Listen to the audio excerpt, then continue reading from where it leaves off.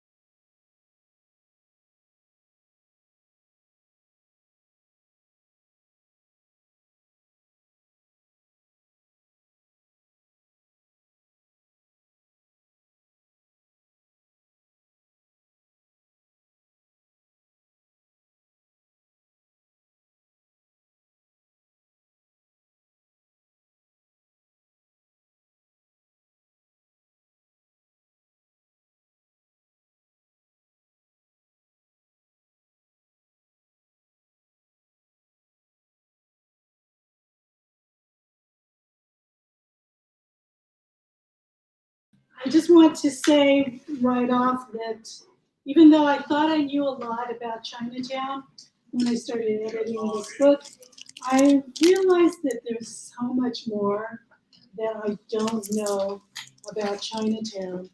And one of the biggest things I think was, I knew that Chinatown was a multicultural kind of neighborhood, but I don't think I didn't really get it until I read the essays in this book. And while we know that the Chinese, of course, founded Chinatown, and the Filipinos had a big role in Chinatown also, I learned some things about African Americans and their role in Chinatown, especially in the mid-20th century, as well as Mexican residents and business owners. So it's just a really, the more that I read about it, the more I learn. It just, it's kind of very deep history. So I'm not going to read anything that I wrote this time. I want to get down to introducing some of the folks who contributed to the book. Make sure I didn't miss anything.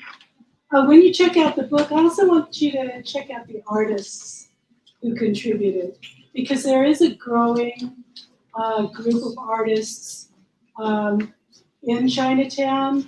Some of them are in this book, but there are other artists who are starting to contribute. And Juan Carlos, for example, has a gallery in Chinatown, Urban Arts Collaborative, and he has some work in here also. So check that out when you get the book. And I think that I will, one other thing. I just want to say one other thing. So John Steinbeck, that guy? Yeah. So I like John Steinbeck. I've read a lot of his work. It's great. But he did kind of set the tone for what Chinatown is perceived. And, he was an outsider to Chinatown. So it's really great, I think, to have these stories from people who grew up in Chinatown. So I would like to introduce Kathy Chavez Miller. I'm going to ask the writers to please keep their readings to about 5 minutes because we're going to have a Q&A afterwards. And I'm going to let you all introduce yourselves. So, Kathy. Good evening, everyone. So great to see everybody, and thank you, Jean, so much, and thank you for all your hard work and editing on this wonderful book. And so my little contribution here is Nissen Road to Chinatown. I have fond memories of going to my grandma's restaurant in Chinatown on Sunday. The El Faro restaurant was my grandmother, Virginia Ramirez Chavez's second restaurant in the early 1950s at 92 Soledad Street, 2 doors east of the Republic Cafe between the Lotus Inn and the residential Hotel Caminos. She worked 7 days a week. The shiny candy shelves and clean sidewalks full of 4-doored soldiers in crisp olive uniforms surrounded the El Faro, her restaurant. Across the street, colorful brooms burst from the cardboard barrel in front of the Filipino grocery store. The green gold inn's huge mirrors captured my imagination. We played in the alleys of the inn. So I hope that you will enjoy picking up this book and finding out what happens next and what we did as kids and what we did as adults in Salinas Chinatown. Thank you. Thank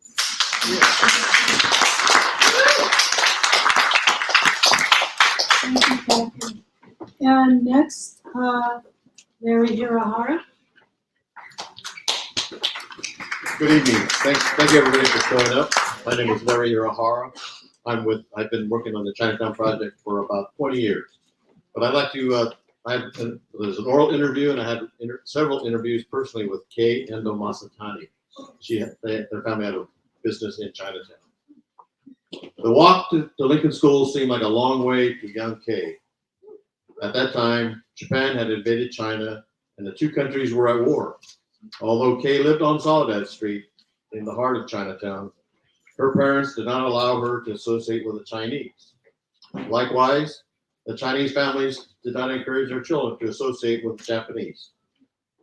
Kay, however, had a Chinese childhood friend named Helen Lowe. As they walked to school after they left Chinatown, they would associate and be friends until they returned to Chinatown. Then they would separate at California and Market Streets and arrive at their homes on different routes. In her post-war experience, there was no place for her to stay since the family business was from before the war were now rented property. Returning was a terrible experience for Kay. She had become a schoolgirl. Like a nanny, she cooked, cleaned, and took care of their family's children. She stayed with the Skonbergs and Lamar of Lamar Tyre's family. She was also attending Salinas High. She experienced discrimination at that time, and only 6 or 7 Asian girls would associate with her, including Filipinas. But she graduated and later completed business school. One of the families at the house she stayed at had their own friends that would often visit. These friends were from a family affected by the Bataan Death March. When this family visited, Kay was told to hide in the back room and not to come out. Despite the discrimination, Kay said that living with the white family was a good experience because it showed her a lifestyle she would have never been exposed to. Thank you.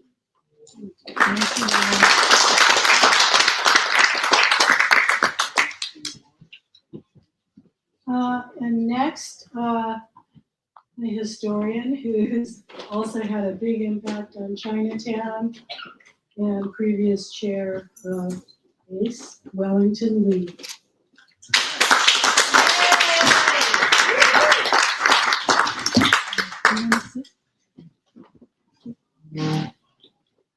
Hello, thank you.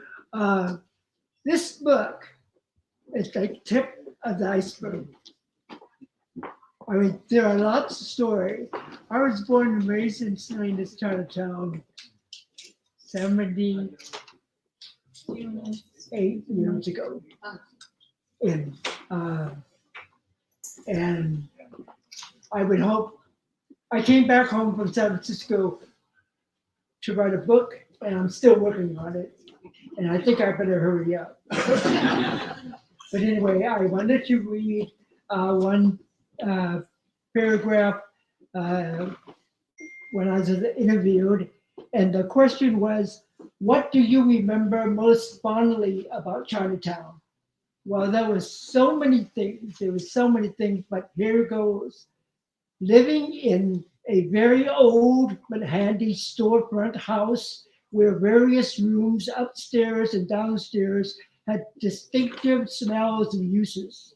Having friendly encounters with Chinese gentlemen bachelors and other ethnically diverse men and women who patronized the various bars, cafes, and brew halls on Soledad Street. Waking up to Mexican love songs, as well as rock and roll, rhythm and blues songs blaring out of loudspeakers on weekends. And also on those weekend evenings when I and some of my siblings happened to be walking home and had to weave past the foiled soldiers, Luceros, and Filipino farm workers looking for fun and relaxation up and down Soledad Street. And I just wanted to also to just add one more thing. It's whenever the trains arrived on the tracks that crossed Soledad and East Market Street, the roar of their engines seemed to shake up our wooden house every time. That's my contribution.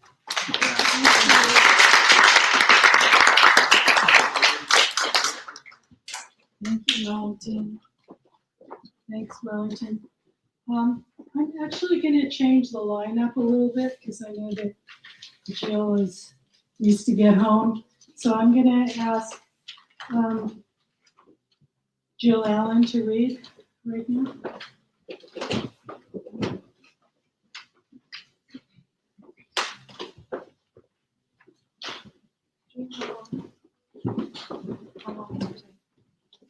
Compliments. 5 minutes. What you need? 10. Can I borrow? Oh yeah.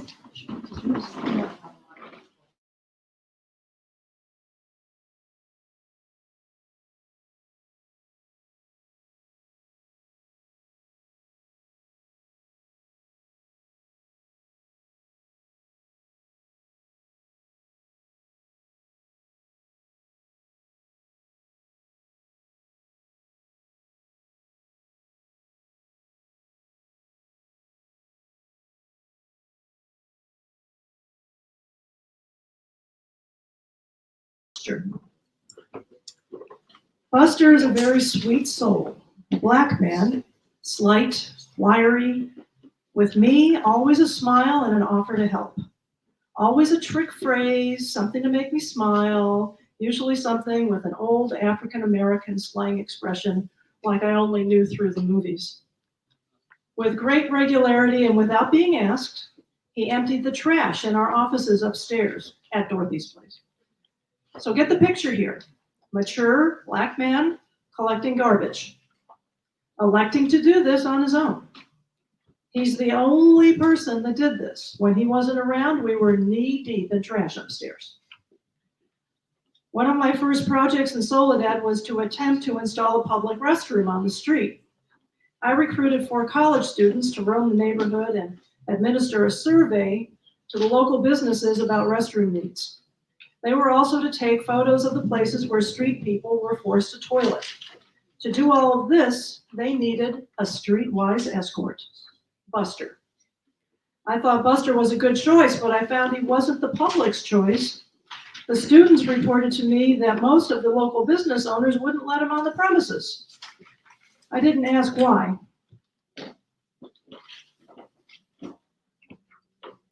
Recently, I needed to get some work done on my car at the shop, maybe half a mile away. I needed to walk from the office to the shop to pick up the car. Nice stroll through a spent neighborhood that wouldn't normally be much of a strain, but I had my briefcase with me, a 15-pound shoulder bag that contained my antiquated laptop, books, and more paper than anyone should carry around. That afternoon, I shouldered the bag, and took up on foot for the shop.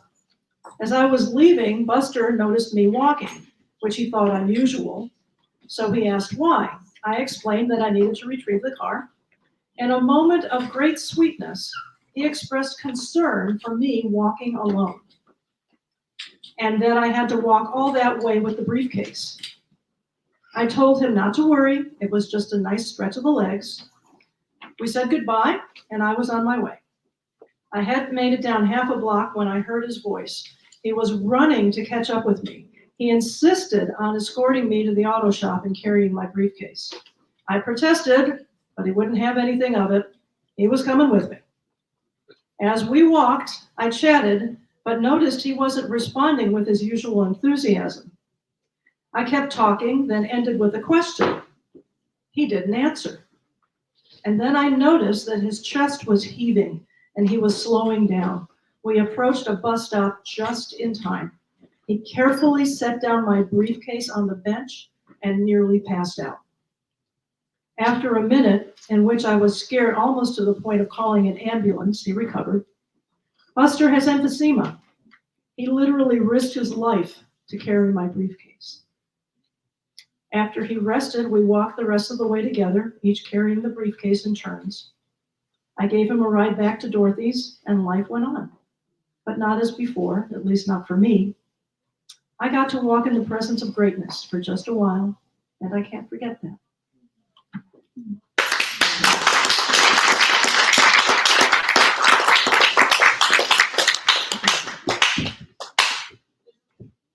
Thanks so much, Joe. And next, I would like to say happy birthday to Linda Wenlow. Yeah, she was born in Salinas today, September 1st. So she was almost here. Thank you. Yes, I was born here, and I decided to celebrate my birthday here today. Yeah. Yeah. It's like good coming home because when I lived here, I went to LSL High and Carmel, and then I left. And when I was here, I really didn't appreciate Salinas. I guess it was being born to an immigrant family, lots of hard work, and it was a big family. But just coming full circle, I'm happy to be here. So I'm going to read a little bit about my dad's restaurant, Canton Low. Canton Low in Salinas, California. My dad and his partner's restaurant was on 26 Salinas Street in Salinas, Chinatown. I remember going to Canton Low as a little girl when I was 7 years old. I would climb the tall stool near the cash register and reach high for the candy and gum that was sold there. Afterwards, it was my sister's turn. I can't even remember a time when my dad bought me candy or gum. So the few times I was in Canton Low, it was a treat. And then it goes into talk a little bit about the restaurant. And then when the restaurant was sold, our home was, we had like, after it closed, a big round table, graced the home with numerous pots and pans, dishes, and household items showed up. And Dad's prized possession was the chopping board and cleaver. He cooked for the family and retired from the restaurant business for good in the 1950s. At the end, you can read the rest of the story, but I said at the end, I went to Chinese school as a kid, and we went like 5 days a week, Monday through Friday, 5 to 8. We played a lot too. So I was a good, like, I learned ping pong and, played on the monkey bars and just had a good time in learning Chinese, which I didn't really appreciate until I appreciate right now. But having a Chinatown in Salinas, I learned the value of family, heritage, and of knowing one's culture and language. My parents instilled it in us, these important values as we were growing up in my formative years. To this day, The Salinas Confucius Church is a vital part of the Chinese community. Sad to say that due to neglect and the times, Chinatown is no longer in existence. Many Chinese now go to San Francisco, San Jose, or Oakland to purchase Chinese groceries and goods and enjoy dim sum, a favorite time for families to gather. Although there is no longer a Chinatown, I still have sweet memories of my dad's restaurant, Canton Low, at 26 Soledad Street in Salinas, California. Salinas Chinatown. So I just want to end with my parents forced me to speak Chinese, Cantonese. So I had to go to school and learn it. And I subsequently became a teacher, and I had a bilingual class in Los Angeles, Chinatown. So that took me to a different Chinatown. And then come full circle, I came back to Oakland and taught in Oakland School District as well. So I use my language. And right now with my grandchildren, they're learning Mandarin. So I'm learning Mandarin on Duolingo. Thank you. Okay, thank you.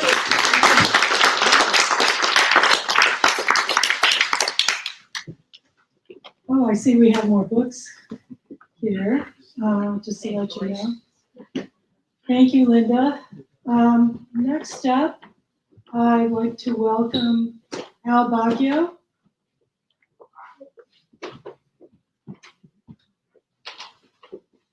Al is on the ACE board and also histories.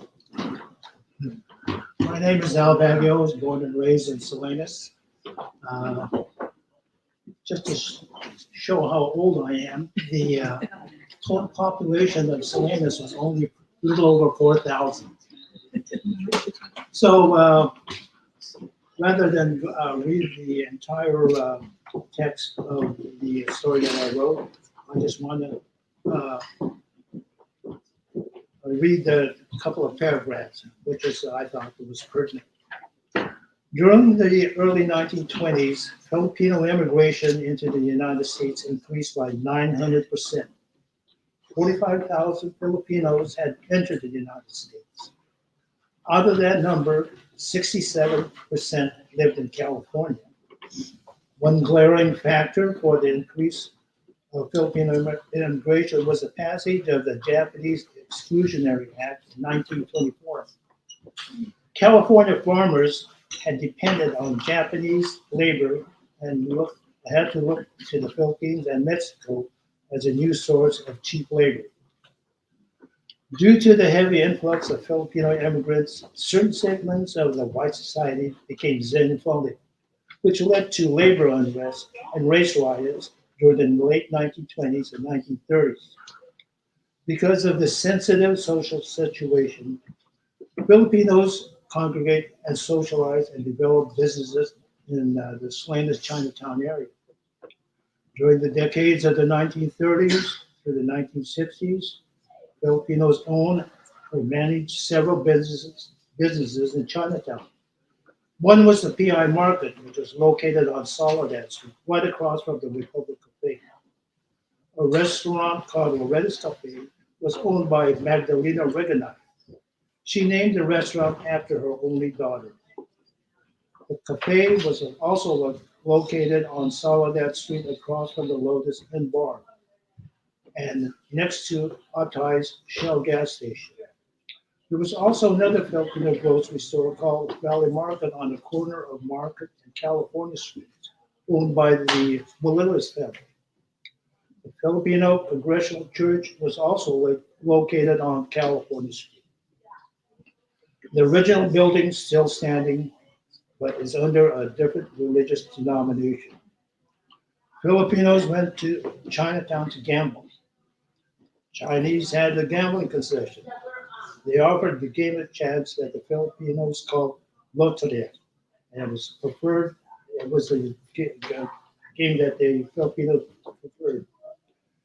It is now called Keno. I believe if it weren't for the Filipinos, the Chinese gambling would have gone out of business during that time.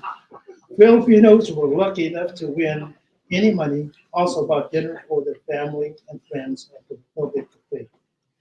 For the Filipinos, the Republic Cafe was the restaurant. The service was great and the food was outstanding. Most Filipinos patronize the Chinatown area businesses mainly because of their strong bond with the Asian community.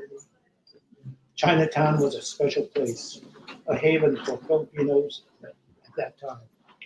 The Republic Cafe was a very great restaurant. The food was great. And my dad always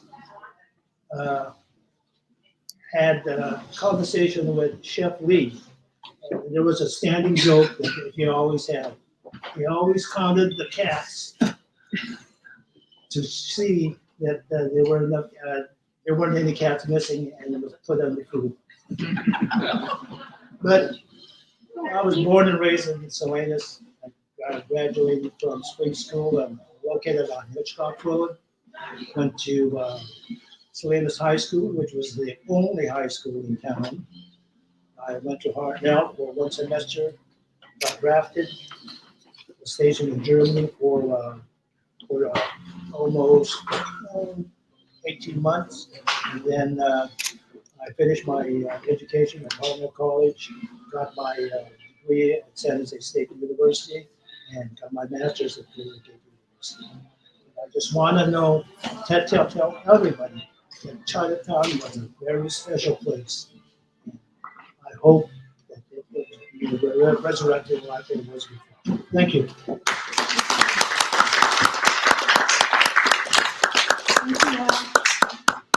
Just letting you know, one of the cooks from the Republic Cafe is here tonight, so he can have his say too. But before that, I'd like to welcome Tanya Mashina, who actually will talk a little bit more about the Hi everyone, my name is Kami Yamashita. I grew up in Salinas, graduated from Alisal High. So my story is in page 77. It's a story of our visits to Republic Cafe back in the late 70s. My parents were in the flower business and we would go there because they didn't have time to cook. So I'm gonna read a little excerpt from that. What I remember about eating at the Republic Cafe was that we always went into the restaurant from the back door. We would park at the Buddhist temple parking lot right behind the cafe. Back then, the part of the temple grounds was just an open area with a fence separating it from the restaurant. Going into the restaurant from the back door was not a pleasant experience. We had to walk through the kitchen, which I recall was dripping with oil everywhere. There were many large woks, all black with many years of cooking. Various animals were hanging from the racks, like whole pig and ducks. I used to try not to look too much around the surrounding as I was afraid it would ruin my appetite. We went through the kitchen very quickly, but we usually went in very hungry too. Our parents took this path into the restaurant because on the front side on Soledad Street was very seedy. Prostitutes walked the street at night, and there were other unsavory characters that our parents didn't want us to see. So anyway, I'll stop here, but what I wanted to say is that Republic Cafe had really excellent food. And one of my favorite was char siu, pork. And after I went through high school, I went to Stanford and worked in Silicon Valley for many, many years. And I worked in Singapore, Malaysia, Hong Kong, China. I've been to all of those places, spent quite a bit of time. And I can tell you, I went to some of the finest restaurants. And I tell you, the char siu at Republic Cafe couldn't be beat.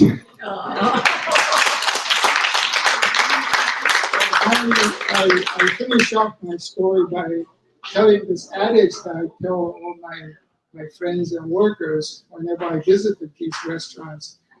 When you go to Chinese restaurant, never look in their kitchen. Just enjoy the food. That's it.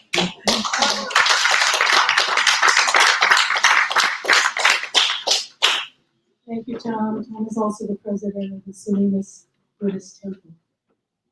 And now, I'd like to welcome Albert Fong, who can talk about his firsthand experience of working in the public cafe, among other things. I want to especially thank Jean for doing the editing of this book and everyone that contributed, and everyone that made this happen. It's interesting because when Jean was putting out about doing this little story, and I was kind of reluctant because I didn't go to school to write. I mean, I went to Berkeley as a scientist. So anyway, I said, this is not going to be good. So, but anyway, she was persistent and kind to offer this. So I said, okay, I'll get on my computer. One day, just before she was going to do all this editing, I typed it in about 10, 15 minutes. So my story is pretty general and straightforward, and it'll give you an introduction. And for you that don't know me, I'm Albert Fong, and I'll tell you my story. And I'm on start at page 47, and my title was My Chinatown Story. And I'll read it. It's brief. So anyway, my Chinatown story begins before the 1920s when my father, Frank Fong, at the age of 19, immigrated to the United States to live with his uncle and cousins in Salinas. He went back to China and married my mom in 1925. On returning to the United States, he had an opportunity to work on a ranch as a cook. He worked for the Hanson Ranch until his retirement. My siblings and I lived on the ranch and later lived in town because we had to go to school in the early 50s. Some of my cousins continued to live in Chinatown until the late 60s. My Fong family owned the Perla Inn, which was right next door to the public cafe. I remember they lived next door and where the Victory Mission is now on Salinas Street. As kids, we looked forward to walking to town with my dad when he came from the ranch, which was mostly only once a year. We would enjoy a family outing and watch the Comadale Parade and the carnival around Chinatown area. During the year, there were many Chinese community events that we participated in. The Chinese New Year celebration was paramount. Whether we dancing phoenix or dragons and fireworks popping, we watched mostly Chinese classic movies, enjoyed dim sum, refreshments, and many Chinese children's games. And there was a double tent celebration, was the autumn festival they called Children's Day, and then there was Christmas programs, all with movies and refreshments, and we had fun. At age 13, I was asked to help my cousin Tony, and his Chinese name was Tom, at the restaurant. In the book it says Fong's Restaurant, but it's actually the Republic Cafe, where he worked and partnered with the Atai family. I was a busboy, then dishwasher, then helped prepare foods, and later helped to cook some of the dishes for the patrons. I worked part-time at Republic Cafe on Soledad Street until I moved away to go to college in 1971. During my time, the restaurant hosted many banquet dinners, especially during the Chinese New Year, for especially the two associations on Chinatown, the Su Sing Tong and the Bing Gong Tong. I helped with preparing 3 to 4 banquets a day. I nearly died because the preparation began on Thursday and the cleanup continued until Monday morning. It was rough working and going to school at the same time. I remember the outside other properties like the Shell gas station on the southwest end of Chinatown. I remember going into the vacant, abandoned Marion's Club next to the Lotus Inn bar in the 50s and 60s. I remember the Green Gold Motel and the little grocery store below with the bars and the pool and card rooms. I remember Leon's Club and Lord Luther's at the end of Chinatown. There was also the Golden Aster restaurant across from the Bing Gong Tong. Oh yes, I remember the old Chinese man Li who raised pigeons to sell for eating. The Republic Cafe had the best and most authentic Chinese food in the area, comparable to the Chinese food in San Francisco Chinatown, as you heard from other authors. I remember that the ingredients were the best because I was often preparing them. We used the best quality of fresh meats and vegetables to prepare the foods on the menu. The customers really enjoyed eating there. I shared my process of preparing sweet and sour chicken on YouTube a couple of years ago, And thanks to my friend Dominic Dursa, he was here. And I look forward to sharing more Chinatown story in the future. Thank you. And Chinese, one of the important things that we want to wish everyone to have good health and happiness. And because I grew up in America and born here, as an American, we want to wish that God blesses everyone. Thank you very much.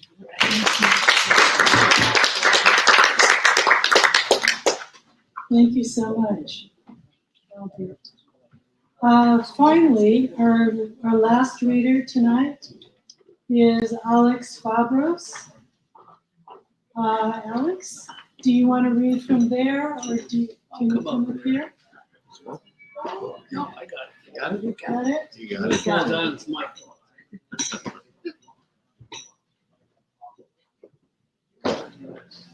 Alex is an amazing historian and ship's captain. Yeah. Okay. My wife made me give up my cell phone. Okay. Imagine a boy that's about 3 years old, barely here in America. I didn't know much about what's going on. So here I was on a Saturday morning. But yeah, I was on a midweek morning getting my hair cut. And there it was. The sound I later learned was a California wagon, an air organ mounted on a wagon drawn by 4 huge horses, blasting a tune that announced that the circus was back in town. At my age. Following the wagon were street sweepers. And then there was an assortment of people walking behind the California tall ones, on stilts, short ones, little people, and a lot of clowns. On trucks were people who represented the type of acts they would perform later that afternoon and night. And an entire assortment of circus wagons drawn by horses, followed carrying lions and tigers, and then camels, elephants, and other animals. Needless to say, I jumped out of the chair, pressed my face against the window to get a better look. After the parade passed, I ran out of the barber shop with the bib still around my neck. I followed the parade as far as possible before my father caught up to me. Thank you.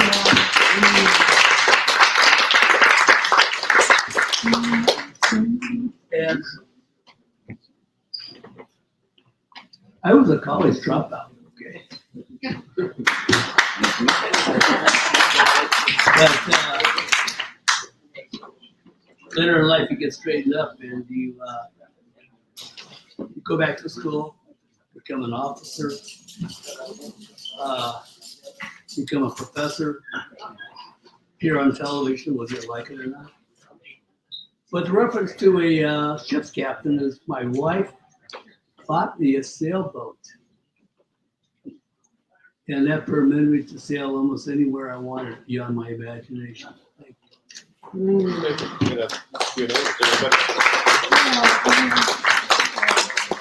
Thank you, Alex. We're going to have a little Q&A. If so, you know, I know some of you may need to leave, but if some of you want to stick around to answer questions. Maybe all the readers should be here. So anybody who read, would you like to come back here? And, We could take a picture too before. okay, Yeah, get them back. let's get some folks here. Albert, Get them back over. are you okay to stand? Yes. You can, well, that's kind of hard. Linda? Yeah. Well, anybody else who feels like, Get in the middle.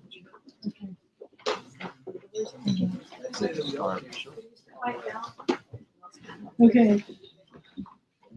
Any questions? Yeah, Let me take a picture first. you better have some questions. Okay, Tom and Mary, okay, Alma's gonna take a let me quick. just take a picture. Date prisa.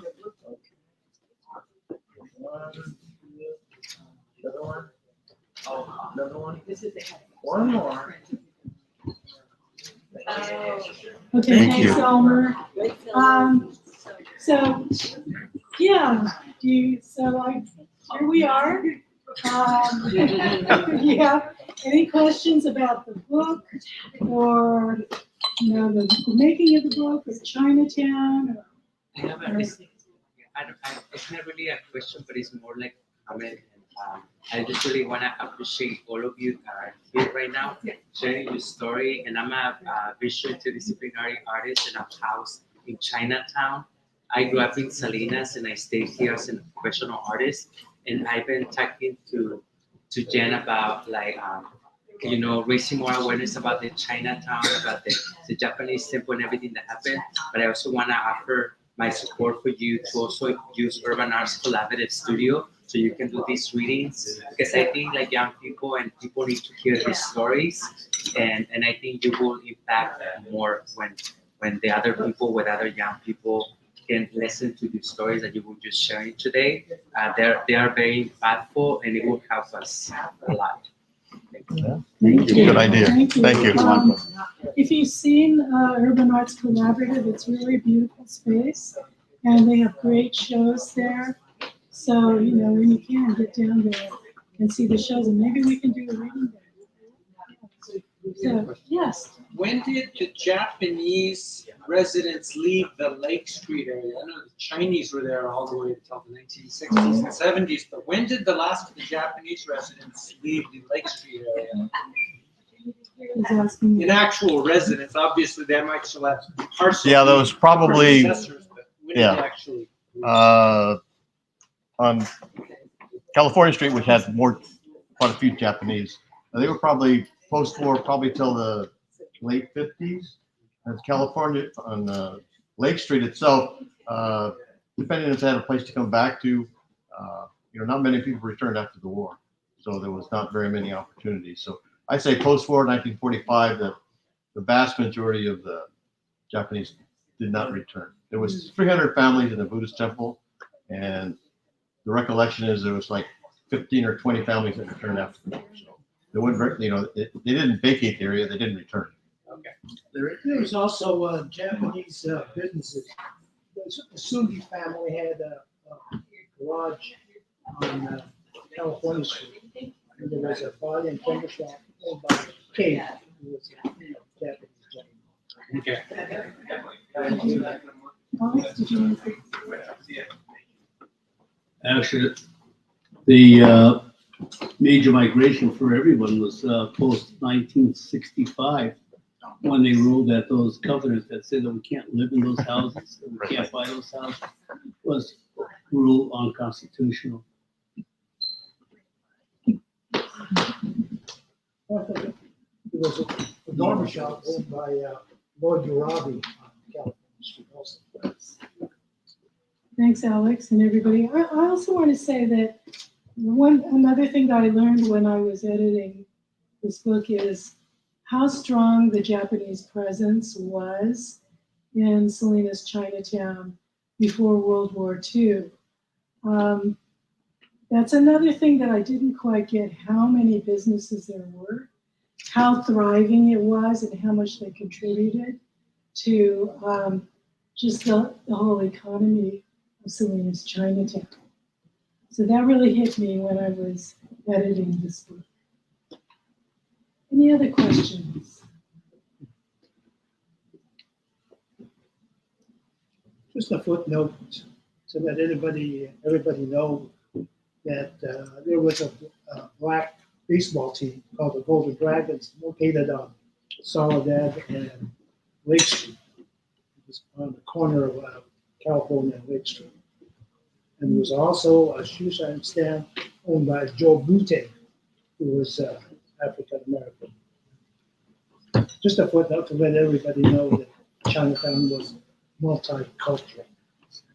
Yeah, and also check out Aretha Thompson's essay. That's another thing I learned about Lord Luther's. So go on YouTube and look up Lord Luther and the Three Deuces. The Three Deuces, fantastic music, and it was coming out of Chinatown. Any other questions?